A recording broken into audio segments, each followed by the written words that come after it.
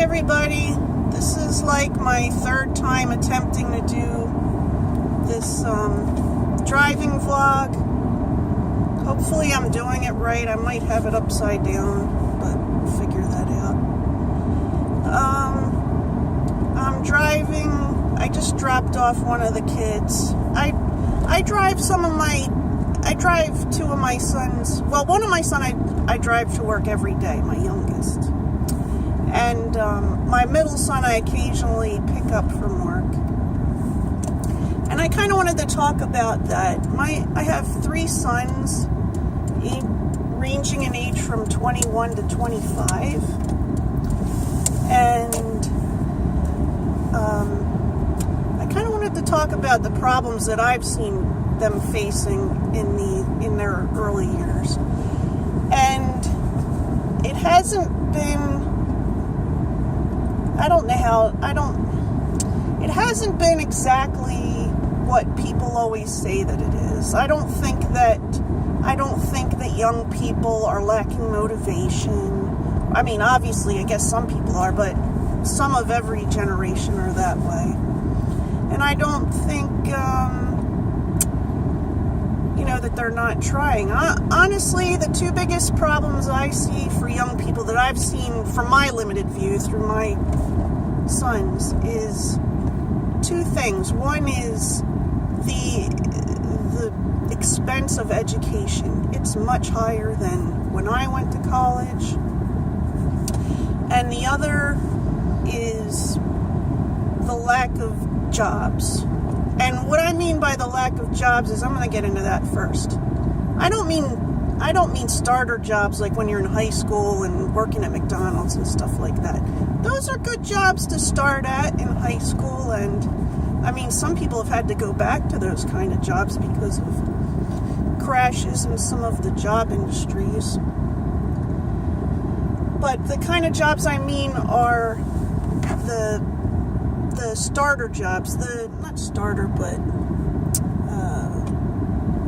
I can't think of the word for it, but it's where it says no experience necessary, Every industry used to have those kinds of jobs, and they traditionally paid low, even for people coming out of college, but it was just to see, it was kind of like a training thing, and to see how well you like that kind of work and how well you fit in. And I understand a lot of the job laws, a lot of the employment laws are to blame for that, because it's much harder to fire employees now than it used to be. Not impossible, but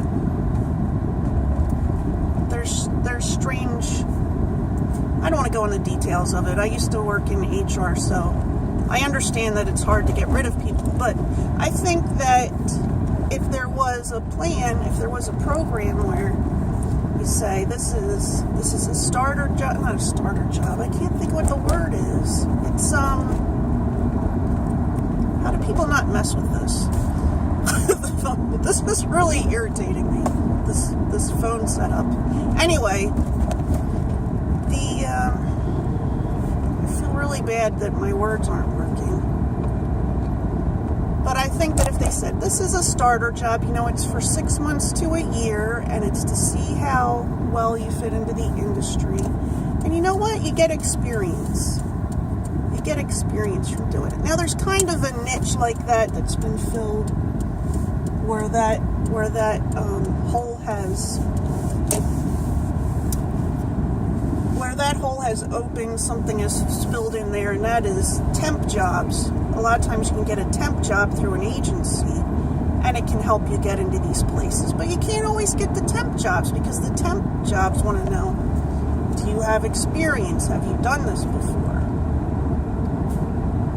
Back when I used temp jobs, you just took some tests, and if you had an aptitude for something, they would put you right in, let you try it out, because on temp jobs, they could say, well, tell so-and-so not to come back tomorrow.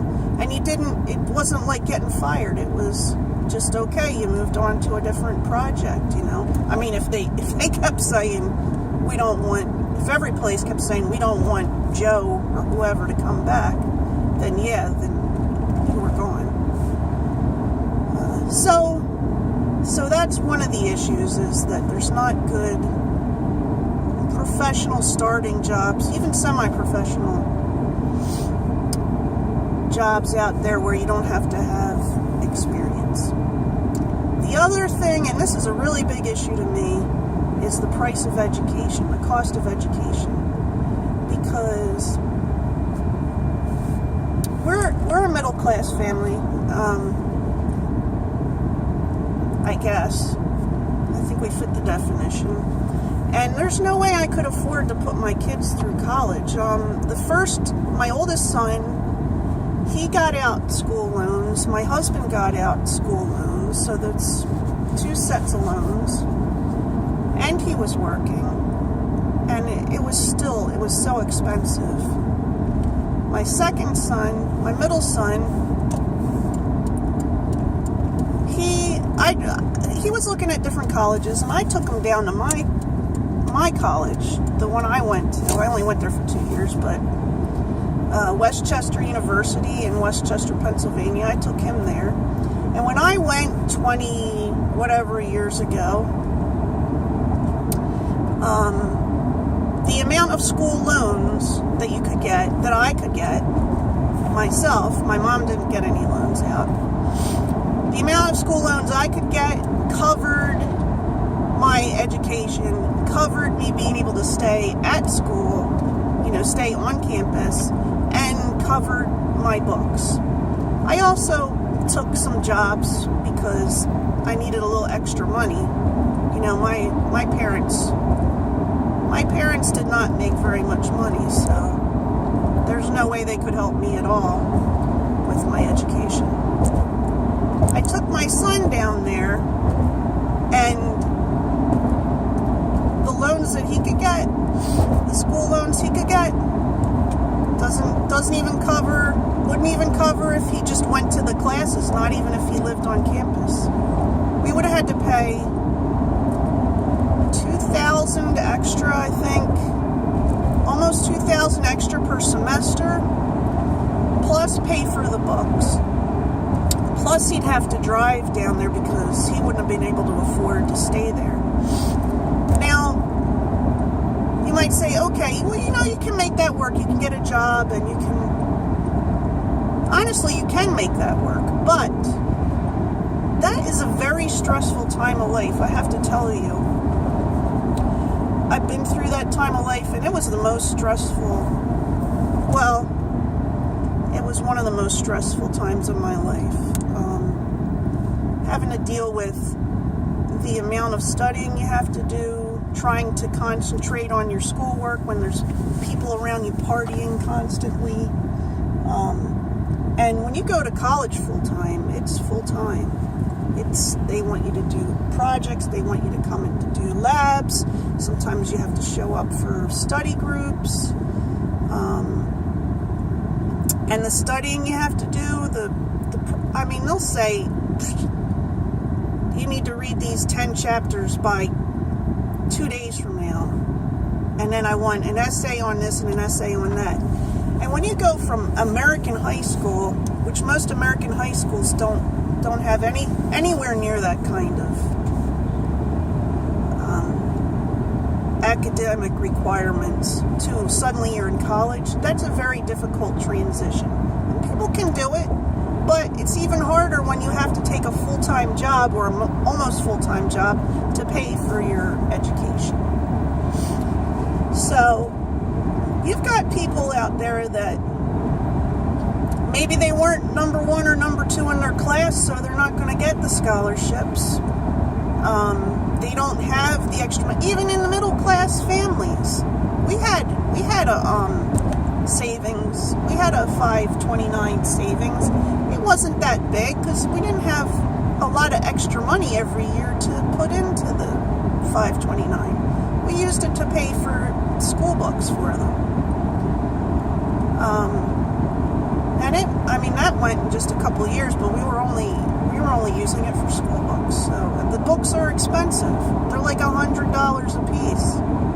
So you got at least 2 semesters per kid going to college. It comes to the point where the young person is going to be like, I mean, I'm spending all this money, I'm going to have these loan debts, plus I'm going to work and paying for stuff. So I'm paying all the money I'm using now, all the money I'm making now is going to college. Then when I graduate, I'm going to have loans. I could just be out there working. Everybody's going to think, not everybody, but most people are going to say, this doesn't make sense logically. And honestly, I think that's why a lot of countries are coming out ahead of us. There's countries where, like Germany, where you can go to college for free. You know, I mean, you have a limited time. It's like 5 years or 6 years, something like that. But you go to college for free. So I don't know. I'm not saying we should go to college. I'm not necessarily saying we should go to college for free, but make it easier for people that want to go to college. So my oldest son, he doesn't live at home. He has an apartment. So he's off living with his boyfriend, and he's got a job, and they both have jobs, and they're doing okay. Okay, you know, they don't have extra money. Let's just put it that way. But my 2 youngest sons are still at home. My middle son is between cars because, well, that's a long story, but there were problems with his last car, so it took him a while to find a job. He went to college, but he went to a community college because he decided that's all he wanted to pay for. And if he wanted to continue, if he wanted to go on to another college, he could transfer. So my youngest hasn't gone to college yet, but he says he's thinking about it. So both of them are going, they're both working. They're trying to save up money. They're saving up money for a car, but they don't want to get, honestly, I can't blame them. They don't want to get a really cheap car because my middle son, the last one he got was pretty cheap, and it ended up like a year later he had to get rid of it because the body was so damaged. It would have cost more than the car was worth, more than he paid for it. The whole bottom of the car was rusty, and I mean, when we first got it, we thought it was okay because of some of the repairs that were done to it. Anyway, it's a long story. So they're saving up money to get cars. We only have 2 cars in the house, and my husband works he works over an hour away from home, which we wanted to move closer, but we haven't been able to do it yet because of the housing market. Houses haven't sold very well in our neighborhood. So anyway, I think that's about all I wanted to talk about today. And hopefully this video isn't too wobbly and weird. It wasn't much of a vlog, I guess. It was mostly me ranting about the problems that the young people, I sound so old. I'm not that old, am I? Anyway, but I'll talk to you guys soon, and I'll look forward to that. And let me get to a stop here so I can turn this off safely. We want to be safe. I didn't even use my turn signal. Anyway, it's a good thing I'm in a neighborhood. I hope we can talk again soon.